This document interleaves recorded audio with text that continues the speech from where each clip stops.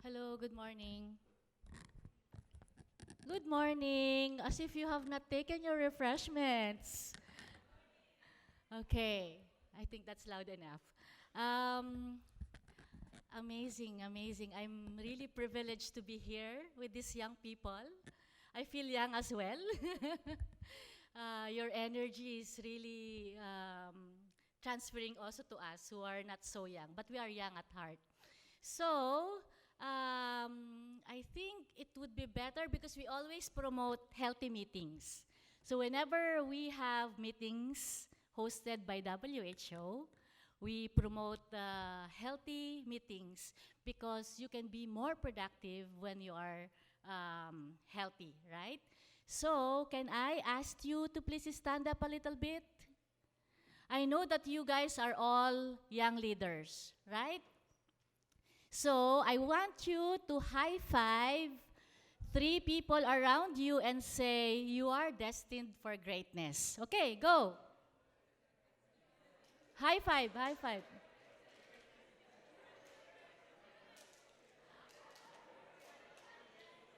All right. Thank you, guys. You are such a good sport. Thank you so much. Please take your seat. Achula, how do you do this? This one? Yeah, okay. All right.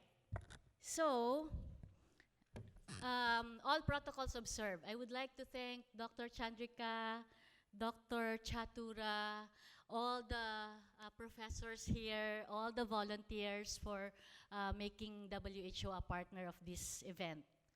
This is a very, very important engagement for us because, as you know, the UN Secretary General has made it as one of the key priority to engage the youth in sustainable development goals. And Colombo University is the most prestigious university in the whole of Sri Lanka and also known globally. So we are privileged to be a partner of University of Colombo.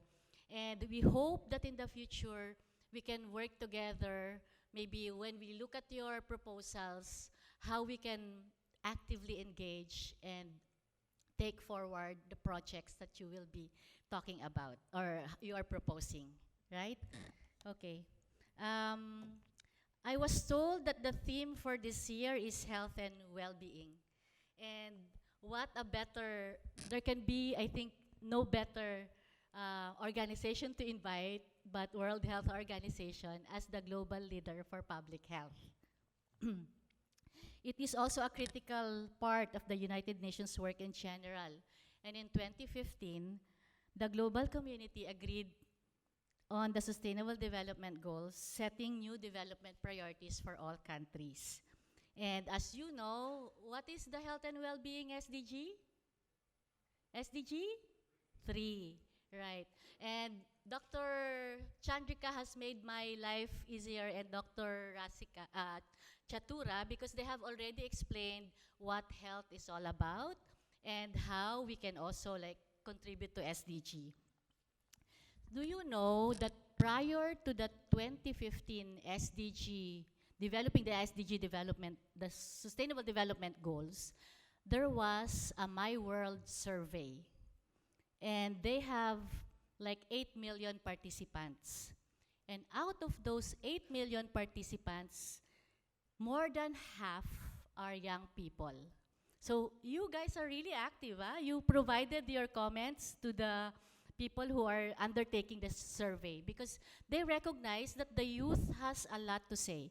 So that survey, which was the largest global consultation in the history of United Nations, has allowed participants to vote on world issues that are most important to them. So they use offline and online methods from 2012 to 2015, just before the SDGs were developed. So that's already a good indication of your role in the implementation of sustainable development goals. There, okay. So I put like a picture there of youth to say that you guys have an important role to play. So what do we mean by sustainable development? Sustainable development means development that meets the needs of the present without compromising those of the future.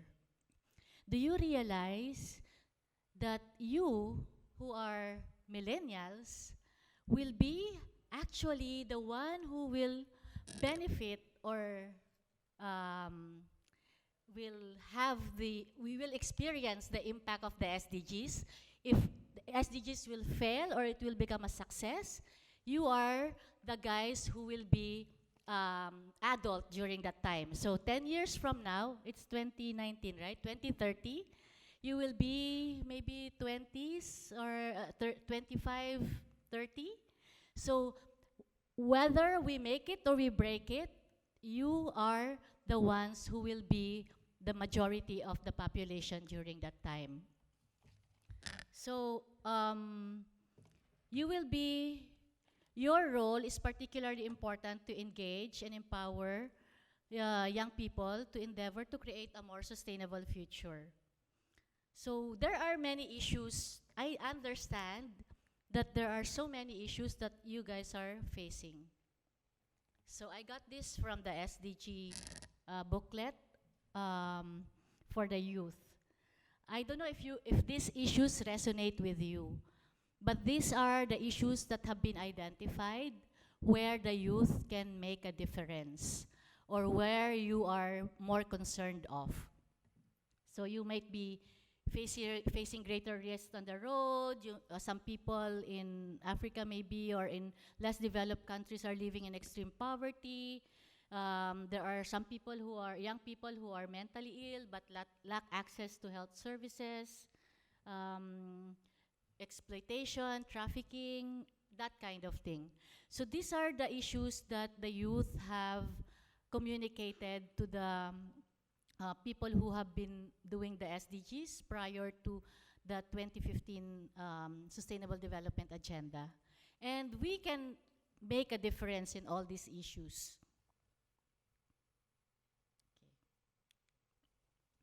So it is your duty and responsibility to realize your potential. You are a force that can create a dynamic change in society, and that when you are included in decision making, we are confident that you can make proposals that are innovative, that meets your need, and that actually address the challenges that you are currently facing. This is a cartoon from our communications officer, and it actually encouraged contradiction. We can agree to disagree. Because when we agree to disagree, there are two sides to one coin. So you are like putting the other perspective to actually a traditional perspective. So this is how innovation comes and how you can bring in your ideas to already the normal, usual ways of doing things. So you are these are the roles that you can play that will enable you to contribute to the development of our community, of your communities and your countries. As critical thinkers, you can identify and challenge existing power structures and barriers to change and expose contradictions and biases. I know that you guys come from different countries, and the youth is not a homogeneous group. You have your own needs, you have your own challenges. So I encourage you to really use your critical thinking to know what you need in your country or in your community. And think about solutions within that context. Because there's no, as I said I was chatting with delegates from Kazakhstan. I was telling them that there's no blueprint for success. So you can really look at where you are, analyze the issues, and from the problems, you can come up with innovative solutions. You have the power to become change makers. That was already discussed also by Chatura and Dr. Chandrika earlier. So you have the power to act and mobilize others. You can join in the discussion. There are so many online platforms. And in fact, the UN SDG has its own website. You can join in the many topics that are being discussed there. And you can advocate to your colleagues, to your friends, how you can be a change maker. In your own way, in your own society, in your own community, you can be a change maker. In fact, the UN Secretary General said during the 2017 Youth Forum, he said, you have the talent, energy, and ideals to prevent conflicts, defend human rights, secure peace, realize the 2013 agenda. So you make the most use of that power within you. You use your power of critical thinking, your power to make change, your power to communicate in order to make a difference.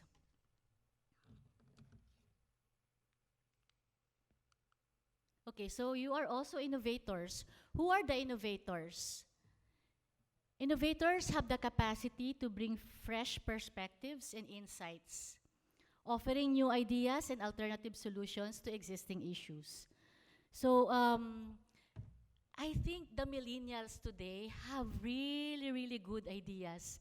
And once you have an idea, you put it in your social media, right? In your Facebook. So this platform is a very powerful platform.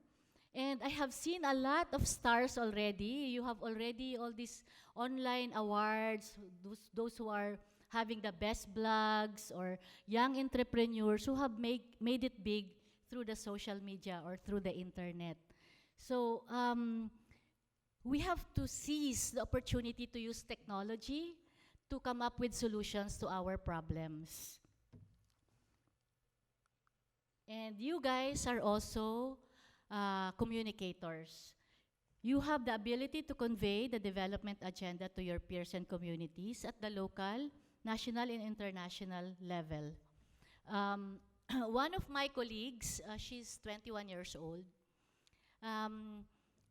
she stumbled in the internet this kind of search for a global leader. And so thinking that she has the capacities or the features of a young leader, she just applied. She submitted an essay on what it means to be a young leader. And I'm happy to tell you that among the 25 global leaders, she's a Sri Lankan. She was selected to represent Sri Lanka in the She Decides movement. And now she's traveling to Kenya, to Nepal, to everywhere to advocate for gender equality, adolescent health issues. And I'm so happy that a young person has that kind of potential to make a change, to influence socially. And I'm confident that all of you here has that potential inside you to, just find that right opportunity when you can actually show what you can do, or maybe look at these opportunities online, or even in your small community, you can be a communicator of what this SDGs stand for. Okay, and then leaders. I already said that. Leaders who will drive change in your communities and country. The reality is you have a pivotal role in driving change in society, in creating change within families and communities. Now, I would be talking, okay, I just got this from the SDG booklet also. I just want to highlight how this young person has made a difference despite the challenges that she faced. You know her story, no? She was shot by the Taliban, and then she survived. And after that, it did not discourage her, but it inspired her to work for causes. And she specifically worked to advance girls' education. And she believes that education is a right for everybody. So Malala got the Peace Prize in 2014. And I know that maybe one of you here can be a Nobel Peace Prize winner in the future. If you tap your full potentials, there's nothing impossible. All right, okay, so now we're moving on to health. Do you know that in the world today, 70 to 80% of all deaths is accounted for by non-communicable diseases? When we say non-communicable diseases, what do we mean? Heart disease, hypertension, diabetes, cancers, lung-related disorders. These are, and also you include mental health and accidents. So these are all non-communicable diseases. And it's sad to note that when we are at the best time in terms of convenience, in terms of technology, in terms of wealth, that our health is suffering.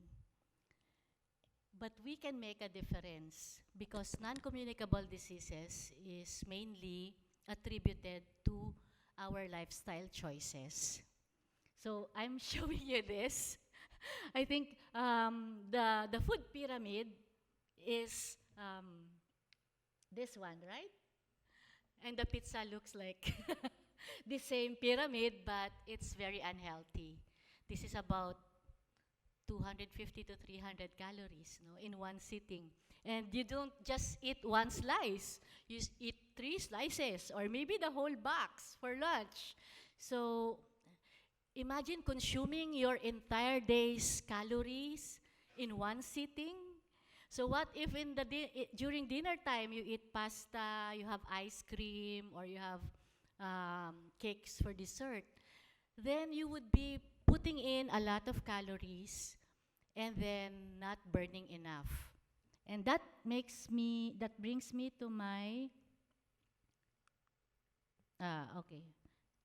No, I was actually wanting to say about the recent Lancet study last week. There was a Lancet study in 2016 that engaged around, this is, I think, the largest Lancet study on physical activity among the young people. So the result was released last week. It showed that 81% of 11 to 17-year-old people is not having sufficient activity. And boys have 77%, but much more for women. For girls, it's about 85%. So this is quite alarming that people are not having, young people are not having adequate physical activity. Because maybe you are all busy with your gadgets.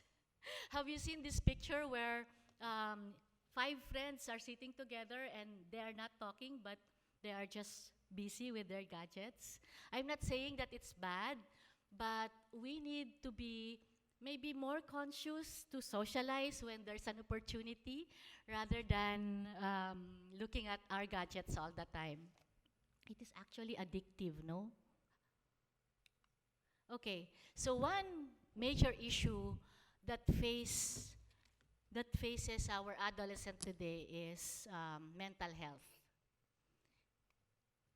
Sri Lanka is one of the country with high rate of suicide rate in the region. So the government, the Mental Health Bureau, and other organizations are working towards improving this the mental health services. And recently we have done a mental health review to see how we can meet the needs of the population, particularly the adolescents. And what I can say about mental health is that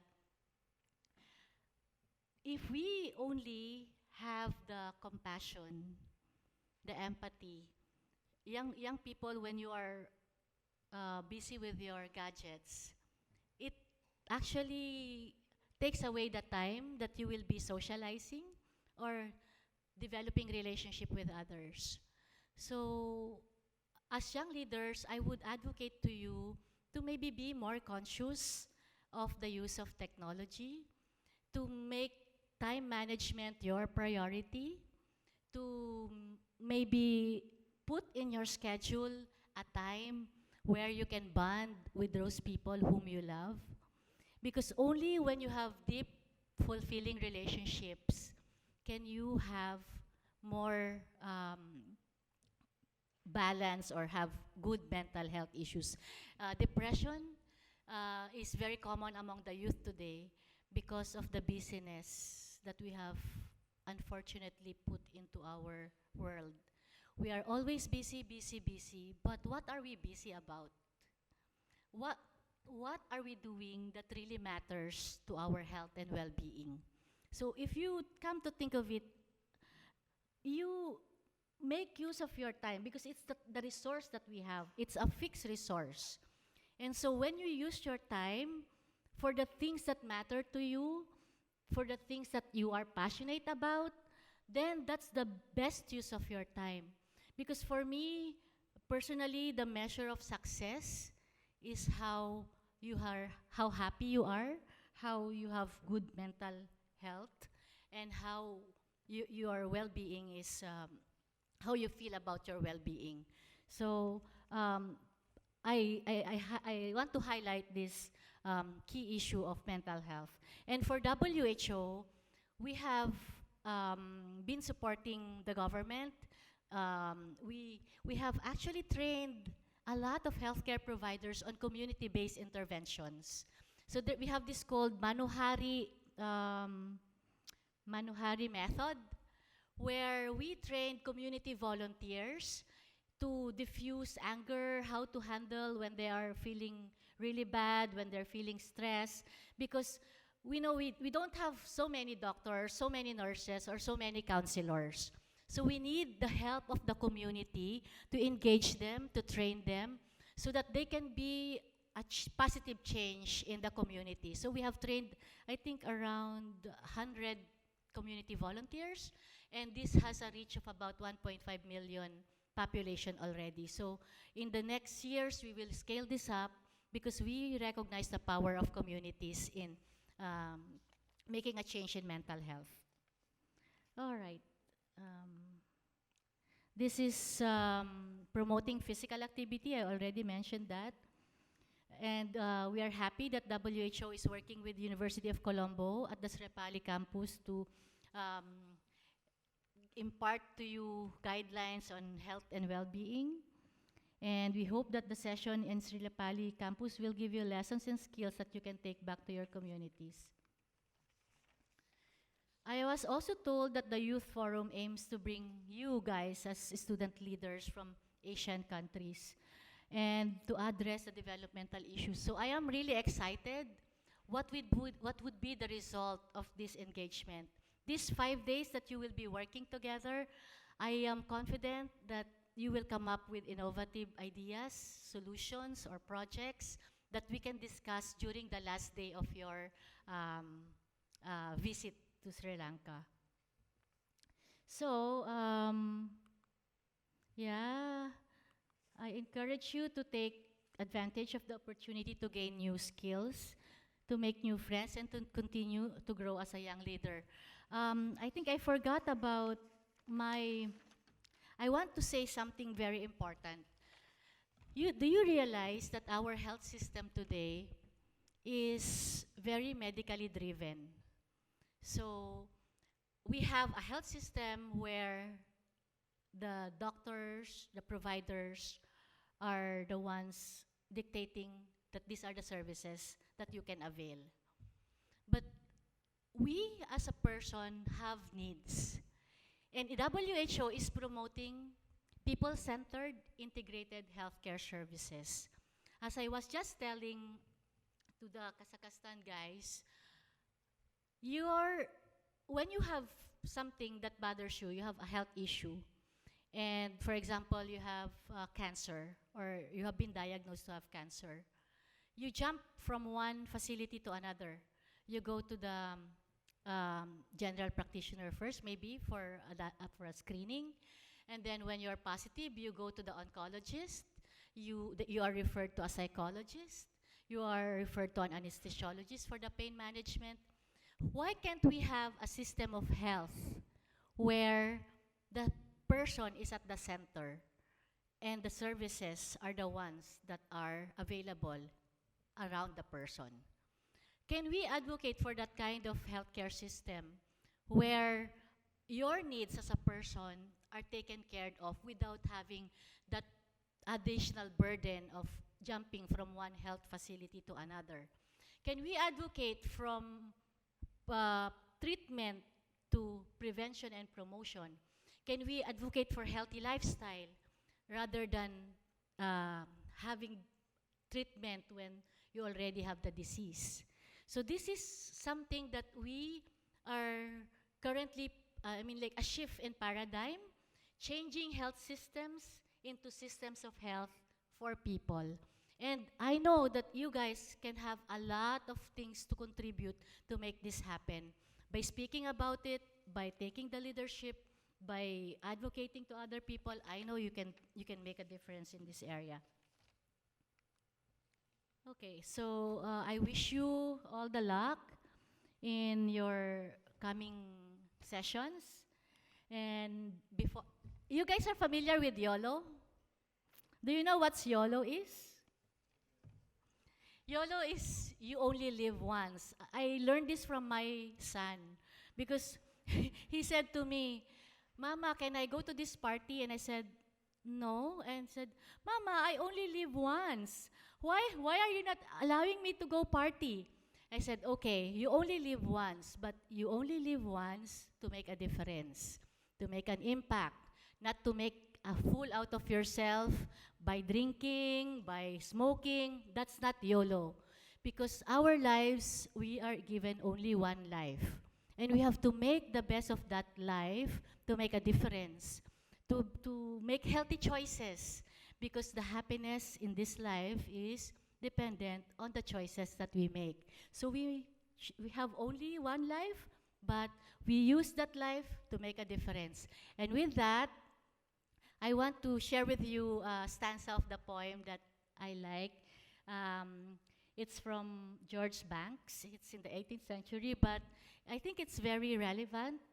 "I live for those who love me, whose hearts are kind and true, for heaven that smiles above me and waits my spirit too, for the cause that lacks assistance, for the wrong that needs resistance, for the future in the distance, and the good that I can do."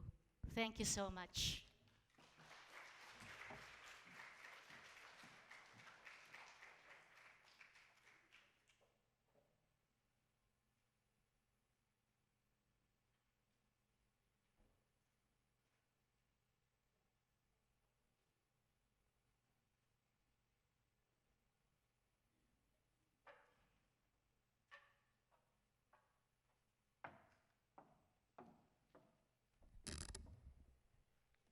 Thank you, Madam, for the informative and inspirational keynote speech at the opening ceremony of the Asian Universities Alliance Youth Forum 2019. And with that, I invite the Vice Chancellor of University of Colombo, Senior Professor Chandrika and Vijayaratna, to present a token of appreciation to Dr. Olivia Navarez, the Acting Director of World Health Organization Sri Lanka Office.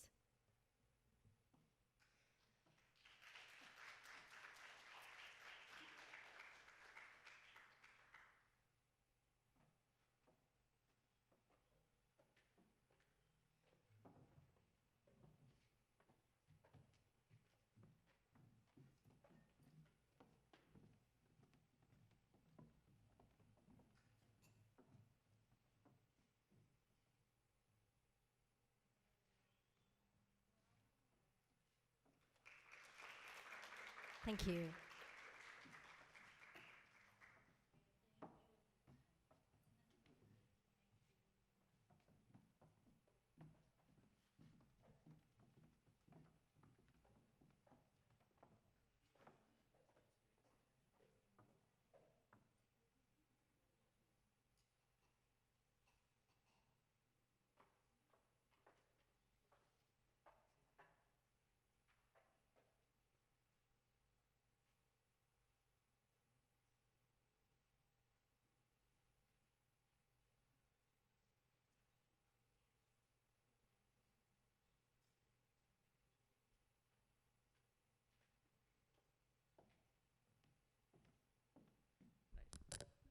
Yes, thank you very much. And that concludes the formal opening ceremony. And we will ask our distinguished invitees who are present to carry on with their work. And thank you very much, Madam Vice Chancellor, for coming here and gracing this occasion, and Dr. Olivier Nevares and his team, and also our directors who have been here present. Thank you very much. And from here onwards, we will go on with our formal activities, not formal actually, the other activities. So there's next will be there's an icebreaker session. We are expecting the resource persons to be here. Just wait for a while, okay?